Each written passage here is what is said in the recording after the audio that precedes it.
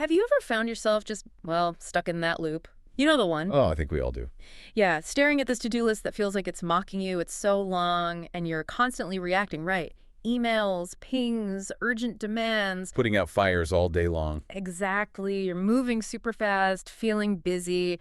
But then at the end of the day, you look back and realize That the big stuff, the really important projects. they're still sitting there, untouched, glaring at you. It feels like you're just running on a hamster wheel using all this energy. Are not actually getting where you want to go. Does that sound familiar to you listening? I bet it does.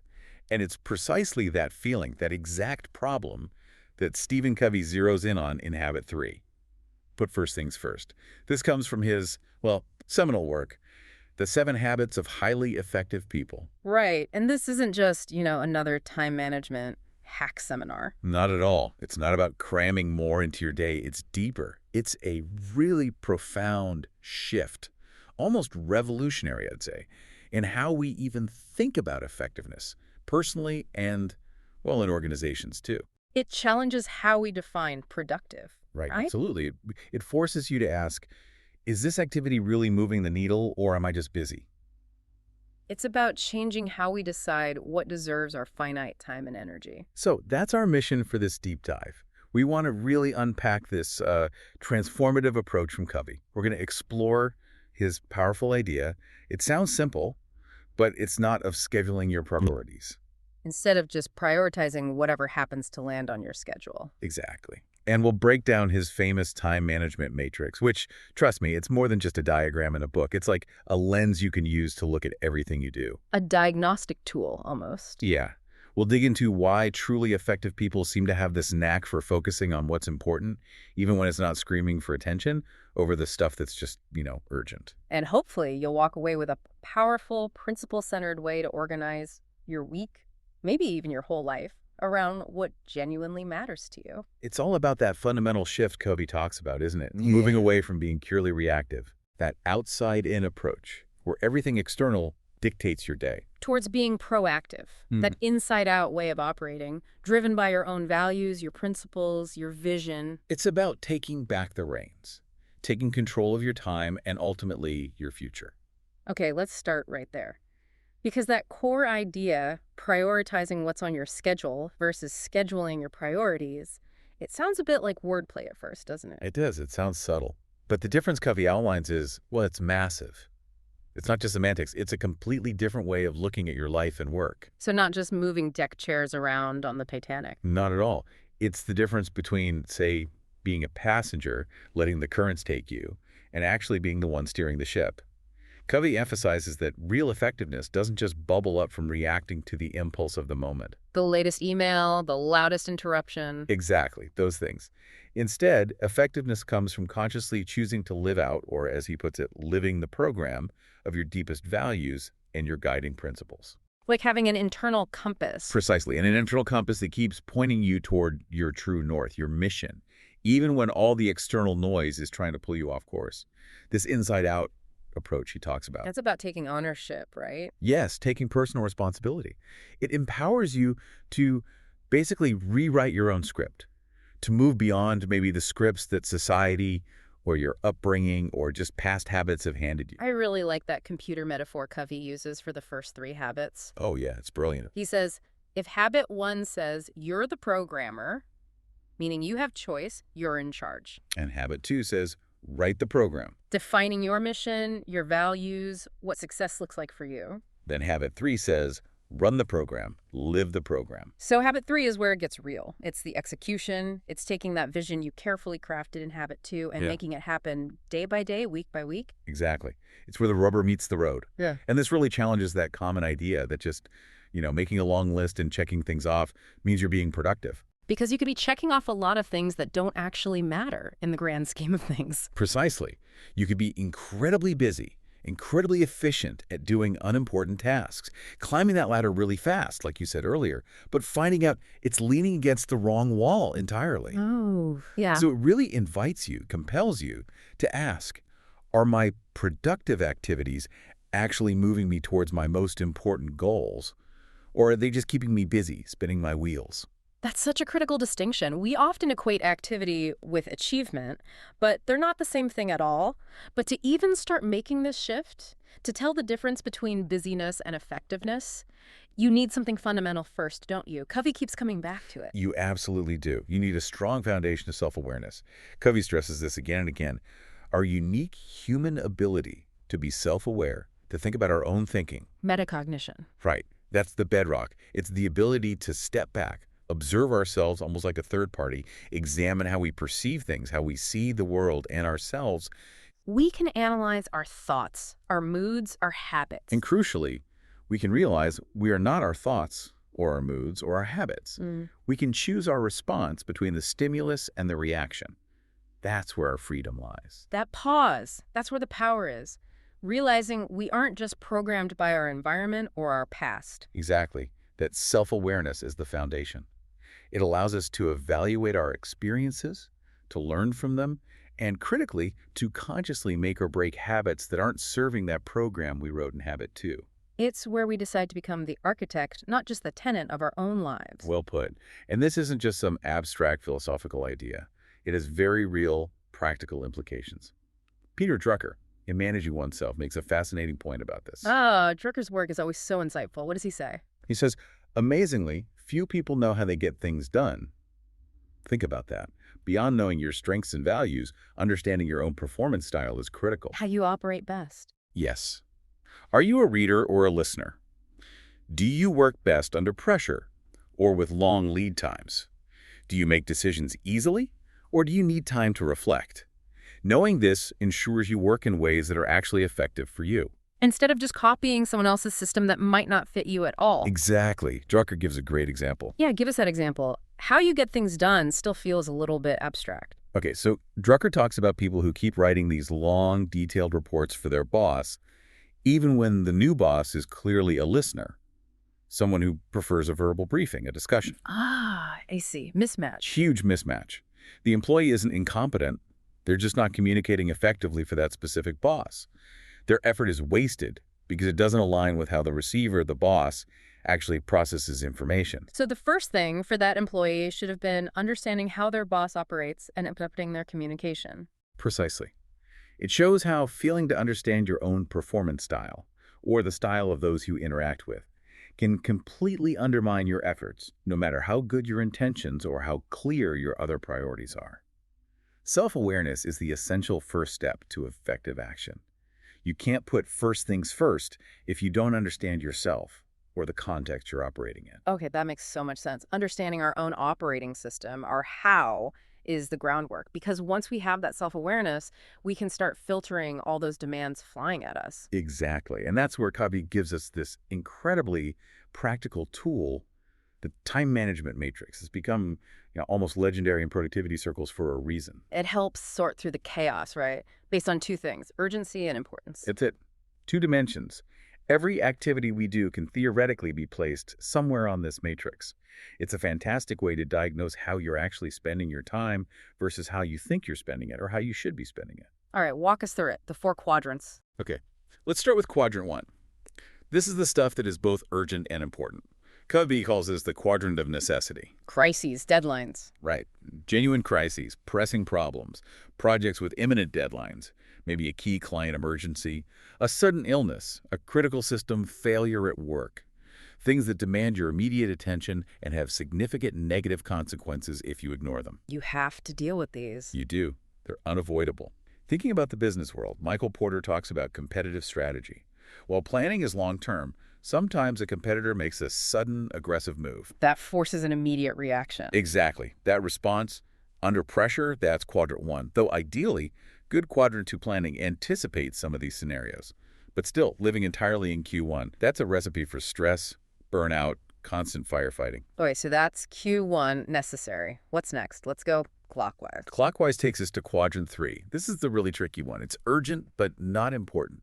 Covey calls this the quadrant of deception. Deception. Why deception? Because the urgency makes these things feel important. They demand your attention now. But when you step back, you realize they aren't actually important to your goals, to your mission. Often, they're urgent to someone else. So it's other people's priorities masquerading as yours because they're loud or immediate? Precisely. Think about that constantly ringing phone. Some emails that feel like they need an instant reply, maybe unexpected visitors dropping by, some meetings you get pulled into that don't really align with your objectives. The tyranny of the urgent. That's the phrase. The urgency gives you this illusion of productivity. You handle it, you feel like you accomplished something, but did it actually move you forward on what matters most to you? Often, the answer is no. And that's the insidious part, isn't it? We get that little dopamine hit from clearing an urgent email, even if it was totally someone else's agenda. Makes us feel needed because Productive, even indispensable. It's a powerful psychological pull. It can feel easier, more immediately rewarding than tackling the deeper, perhaps harder work waiting in Quadrant 2. so we become really efficient managers of other people's urgent requests. You nailed it. Covey is very clear on this. He warns that the sheer volume and, frankly, the popularity of reacting to these Q3 urgent but unimportant things threatens to completely crowd out the truly important Q2 activities you might have planned. It's where priorities get hijacked. Okay, so Q1 is necessity, Q3 is deception. What about Quadrant 4? Quadrant fourth is not urgent and not important. This is the quadrant of waste, or sometimes escape. Escape. Yeah, escape. Yeah. This is where you find trivial distractions, busy work that doesn't accomplish anything meaningful, maybe some junk mail, mindlessly scrolling social media, excessive TV time, aimless web browsing, things that offer little or no real value. And why escape? Well, Covey suggests, and I think many of us can relate, we sometimes retreat to Q4 activities precisely because the important Q2 work feels difficult or overwhelming or requires sustained focus. Q4 offers an easy out, a temporary relief. Makes sense. Cal Newport talks about this in Deep Work, doesn't he? How social media gives that feeling of connection or importance, but it's often shallow. Exactly. Yeah. Newport points out the addictive feel, but contrasts it with the hard, patient work required to build something meaningful, like his own blog over a decade, that decade-long effort. Pure Quadrant 2, the mindless scrolling. Mostly Quadrant 4. It highlights the difference between fleeting engagement and real, lasting impact. Q4 is essentially the opposite of deep, meaningful work. Okay, so we've got necessity Q1, deception Q3, and waste Q4. That leaves the sweet spot, doesn't it? Quadrant 2. The heart of the matter. Quadrant 2 is not urgent, but important. This is the quadrant of effectiveness, sometimes called quality or personal leadership. This is where Covey says we should be spending most of our time. Absolutely. Yeah. This is where the leverage is. These are the activities that build your future, prevent crises, and lead to long-term success and well-being. Things like, Relationship building. yes, investing time in your key relationships, spouse, kids, team members. Also, proactive things like recognizing new opportunities, long-term planning, goal setting, creating systems, prevention. Like exercise or preventative maintenance on your car or strategic planning for your business. Exactly. And personal development reading, learning new skills, professional development, even just taking time for deep thinking or quiet reflection. These things don't usually scream for attention. There's rarely an immediate deadline. Which is precisely why they're so easy to put off. I'll do it when I have more time. That classic trap. But these Q2 activities are absolutely crucial. They build capacity, they fuel growth, they improve quality of life, and importantly, investing here often shrinks Quadrant I down the road because you're preventing problems before they become crises. So Q2 is about proactive investment in your future. That's the perfect way to put it. It's where you build the foundation rather than Right. just constantly reacting or getting distracted. So the big takeaway here, the core message of Habit 3, it seems, is that if we want to be truly effective, not just busy, we need to consciously, deliberately find ways to spend more time living and working in Quadrant 2. That's the goal. That's the path from reactivity to proactivity. Exactly right. Focusing on Quadrant 2, deliberately choosing those activities, means living proactively. It means you're operating from your principles, your values, your vision, that inside-out approach we mentioned. And Covey says this makes a quantum positive difference. Not just a little better, but a huge leap in effectiveness. Yes, a fundamental shift. And Clayton Christensen, in How Will You Measure Your Life, really drives this home from a strategic perspective, whether for companies or individuals. What's his take? He argues that your strategy, your real strategy, isn't what you say your priorities are. It's revealed by where you actually allocate your resources, your time, your energy, your money, day after day. Ouch. So my calendar and my bank statement tell the real story of my priorities. Pretty much. Christensen says without consistently investing resources according to your plan, your strategy is just good intentions. It has no teeth. Right. So those daily choices to do the Q2 work or not literally create your future. Okay, that's powerful. It moves beyond just identifying Q2 activities to actually making them happen. So practically, how do we do that? How do we carve out time for the important when the urgent is constantly knocking or yelling? Covey's advice is practical. Organize your week as a principle-centered Quadrant II manager. Ugh. This isn't about micromanaging every minute. That's often counterproductive. Right, that feels too rigid, brittle even. Exactly. Instead, it's about looking at your week ahead, thinking about your key roles, maybe professional, parent, spouse, individual, community member, and for each role, identifying one or two key Quadrant 2 goals or activities you want to accomplish that week. The important, not urgent stuff for each role. Yes. And that this is the crucial step. You proactively schedule time for them. Yeah. You put them on your calendar like inviolable appointments. Out time. Block it out. Kim Scott, in Radical Candor, strongly advocates for this. She says managers especially need to block time just to think and treat that time as sacred. Because otherwise, Otherwise, as she puts it starkly, you will hardly have time to go to the bathroom or grab water, let alone food. You will be tyrannized by your calendar. That sacred time for reflection, planning, creative work, even relationship building, prevents the tyranny of the urgent. you're putting your big rocks in the jar first, essentially. That's a perfect analogy for it. You schedule your Q2 priorities first, then let the other things fill in around them, rather than trying to squeeze the important stuff into the leftover cracks. And this kind of foresight, this proactive planning, it seems like the very definition of good leadership too, doesn't it? Absolutely. John C. Maxwell talks about this in the 21 Irrefutable Laws of Leadership. He calls it the law of navigation. Good leaders, or navigators as he calls them, count the cost before making commitments. They look ahead. They look way ahead.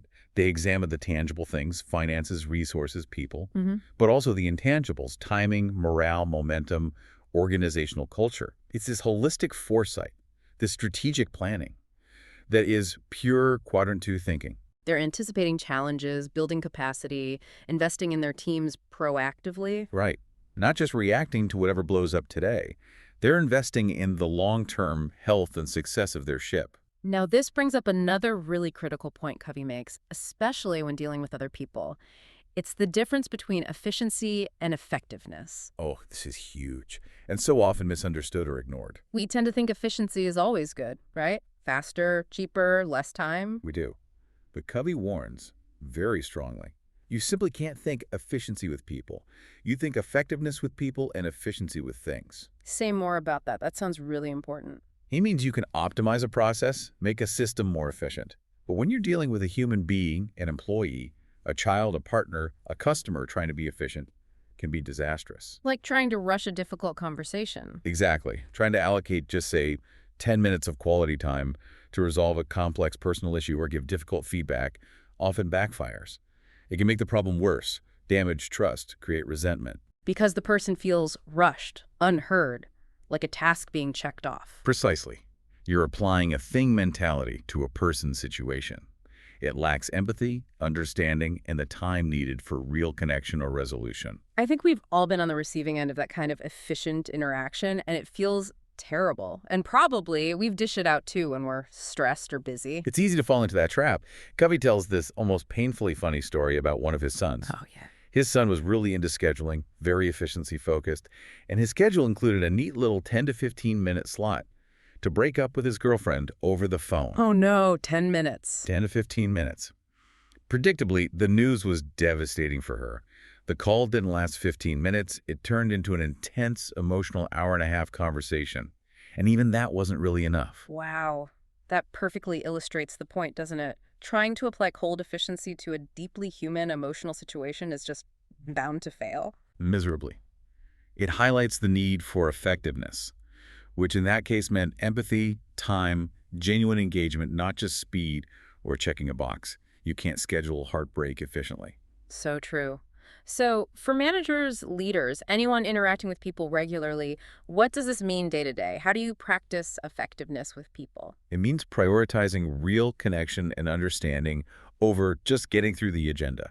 Andrew Grove, in High Output Management, really emphasized the importance of regular one-on-one meetings. Which are classic Quadrant II activities, right? Important, not usually urgent. Exactly. And Grove stressed these meetings should cover everything important since the last one, project updates, sure, but also hiring issues, people problems, organizational challenges, future plans, and crucially, potential problems. Getting ahead of issues. Yes. Grove even said managers should discuss their gut feelings, those intuitions that something might be brewing, because that can uncover hidden issues before they explode into Q1 crises. These conversations aren't about speed, they're about building trust, fostering open communication, and ensuring alignment. They're purely about effectiveness. And Kim Scott in Radical Candor echoes this, right? About letting the direct report set the agenda for 1.1s. Yes, she advises that structure precisely to build trust and ensure the employee's priorities and concerns are heard. It's proactive engagement. It takes time, it's not always efficient in the short term, but it's incredibly effective for building strong teams, preventing misunderstandings, and fostering loyalty in the long run.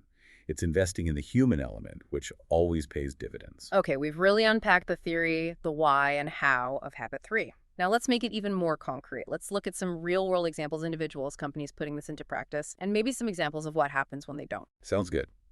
Let's start with an example of almost extreme individual focus, a powerful, if maybe intense illustration of putting first things first. Think about Dagny Taggart in Ayn Rand's Atlas Shrugged. The railroad executive. Yeah. Very driven character. Incredibly driven. Rand describes how, driven by her engineering goals, Dagny stripped her life down to the bright simplicity of a geometrical drawing.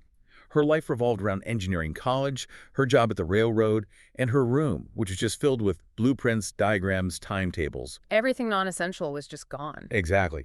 It's a fictional, perhaps extreme example, but it vividly portrays what it looks like to commit almost entirely to your primary Quadrant II objective, pruning away nearly everything else. It's a stark picture of prioritization. It really makes you consider what you'd be willing to cut out to achieve something truly important. Okay, that's an individual. What about in the complex world of corporations where there's so many competing demands, so many things screaming urgent? A fantastic, often cited example of a company playing the long game, prioritizing Quadrant II investments, is Amazon, especially in its earlier years. Right, they famously didn't show profits for a long time. Exactly. As detailed in Blitzscaling, Amazon's seemingly meager profits weren't a sign of failure, they were a deliberate strategy. They intentionally invested aggressively in the future. The book notes that in 2016, they generated over $16 billion in operating cash flow. Which sounds like a lot. It is. But they plowed $10 billion back into investments, building infrastructure, developing new services, and used another $4 billion to pay down debt. That lack of short-term profit wasn't a bug, it was a feature. It was aggressive, long-term, strategic Quadrant II investment. Sacrificing immediate gains, maybe Quadrant III demands from impatient investors for future dominance. Precisely. That is putting first things first on a massive scale. And you see a similar principle, though maybe framed differently, with Sam Walton at Walmart. The founder of Walmart, what was his philosophy? In his book, Made in America, Walton emphasized something crucial. The bigger Walmart gets, the more essential it is that we think small. Think small. How does that fit? It meant relentlessly prioritizing the fundamentals. Customer service, listening to employees on the front lines, maintaining those small-town merchant values, connecting with local communities. He understood that getting caught up in the urgent complexities and bureaucracy of just being a huge corporation, Quadrant III stuff, could kill the core values, Quadrant II principles, that made them successful in the first place.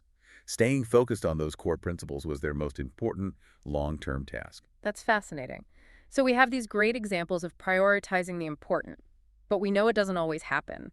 What are the consequences when individuals or organizations fail to put first things first, when the urgent consistently wins? The consequences can be significant, even devastating over time. Robert Caro's biography of Robert Moses, the power broker, gives a powerful historical example from New York City. Robert Moses, the master builder, built tons of parks, highways. Exactly. He had matchless abilities and energies, and his accomplishments reshaped the city. Very visible, very celebrated projects.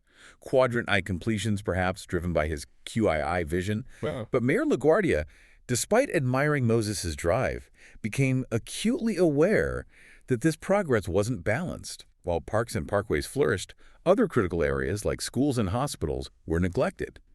The need there was desperate. So the focus was skewed. Deeply skewed. LaGuardia realized Moses's incredible energy needed to be channeled in the right direction. There's a classic case of the visible, perhaps politically expedient projects, parks, overshadowing the absolutely vital but maybe less glamorous needs, schools, hospitals. The city collectively failed to put the most important things first for the overall public good, leading to long-term imbalances, a failure of collective QII focus. And this pattern isn't just historical, right? It happens in business strategy all the time, especially with innovation. Absolutely. Clayton Christensen's To Diz's The Innovator's Dilemma explains this brilliantly. He shows how successful established companies often stumble when faced with disruptive technologies. Even though they have resources and smart people. Why? Because, paradoxically, they become held captive by their customers. They're so focused on serving their current customers' needs, making incremental improvements to existing products, sustaining innovations, that they dismiss or underinvest in disruptive innovations. Because the current customers aren't asking for the disruptive stuff yet. Exactly. Those sustaining innovations feel urgent, demanded by the current market, Q1 or Q3. The disruptive tech, which might create entirely new markets, seems less urgent, maybe even irrelevant to current high-paying customers.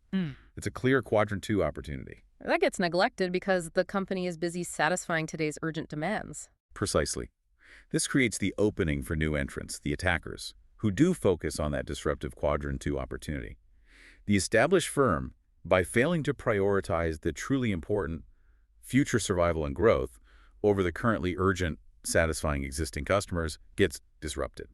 It's a systemic failure to put future first things first. Wow. So whether you're running your own life, a small business, or a giant corporation, the message seems crystal clear. Intentional, principle-centered prioritization, focusing on that quadrant two, isn't just nice to have, it's absolutely critical for sustained success and well-being. It really is the difference maker. It separates those who merely react to circumstances from those who actively shape their destiny.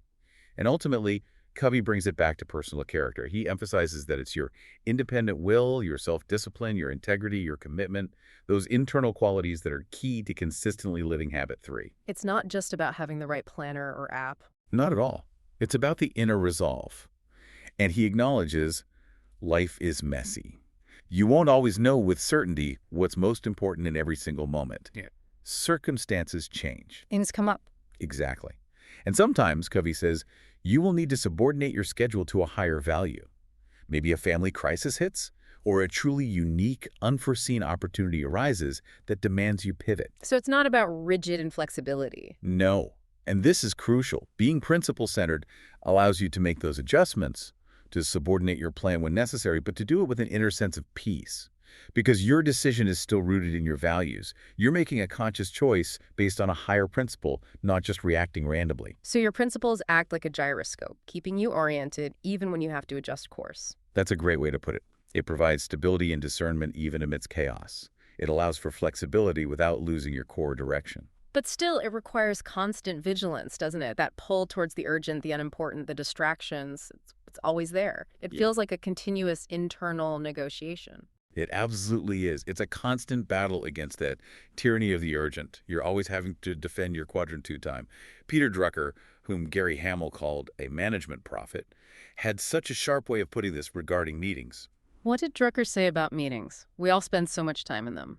Drucker noted very bluntly that effective executives know that any given meeting is either productive or a total waste of time. No middle ground, huh? Pretty much. And I think that insight applies much more broadly than just formal meetings. We should be asking that about all our activities. Is this email exchange productive? Is this phone call moving things forward? Is this task contributing to my stated priorities and values? Or is it just filling time? Am I actively rowing or just drifting? It demands a really high level of intentionality about how we spend every minute. It does. It requires clarity about what matters, the discipline to say no to things that don't, and that fierce commitment to your core principles we talked about. So, as we wrap up this deep dive into Habit 3, thinking about moving forward in our own lives, dealing with all the daily pressures and our bigger hopes, what's the final takeaway? #tag outro. Well, today we've really taken a deep dive into Stephen Covey's incredibly powerful Habit 3, put first things first. And the big realization, I think, is that true effectiveness isn't about just shuffling the deck of your current to-do list. No, it's much more fundamental. It's about the proactive, conscious act of scheduling your priorities. putting the big rocks in first. We explored Covey's time management matrix, didn't we? Breaking down those four quadrants, the necessary crises of Q1, the deceptive urgency of Q3, the wasteful distractions of Q4. And highlighting the crucial importance of Quadrant II. That's the zone of effectiveness, the important but not urgent activities like planning, prevention, relationship building, personal development. That's where long-term success is really built. And it all comes back to that foundation of self-awareness and operating from a principle-centered core, living inside out. We also touched on that critical difference between efficiency, just doing things right, often quickly, and effectiveness, doing the right things, and how vital that distinction is when dealing with people. Right, effectiveness over efficiency with people. You can't rush relationships or deep understanding. Absolutely. And we saw some compelling examples, Dagny Taggart's intense focus, Amazon's long-term strategic investments.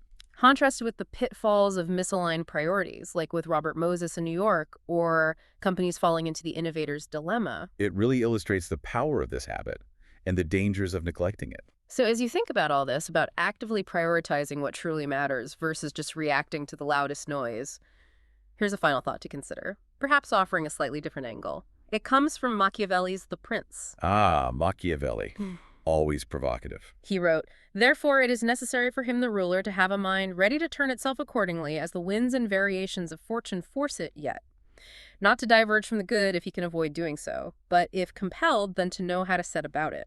Interesting. So while Covey champions this steadfast, principle-centered proactivity, Machiavelli suggests a kind of pragmatic flexibility might be necessary for survival, a readiness to adapt when circumstances, those winds of fortune, absolutely compel it, maybe a different kind of first thing imposed by reality. so the question for you, the listener, becomes, how do you navigate that tension? How do you balance that unwavering commitment to your deepest Quadrant II priorities, your core principles, with the unpredictable storms life throws at you, the times when maybe you are compelled to react differently? How much flexibility can your first things accommodate? And how do you discern when adapting is necessary versus when it's just giving in to the urgent again? When does flexibility become compromise? It's a constant balancing act, isn't it? There's no easy formula. It requires ongoing judgment, rooted in that self-awareness and clarity of principle we've been discussing. Something to definitely mull over as you think about scheduling your priorities this week.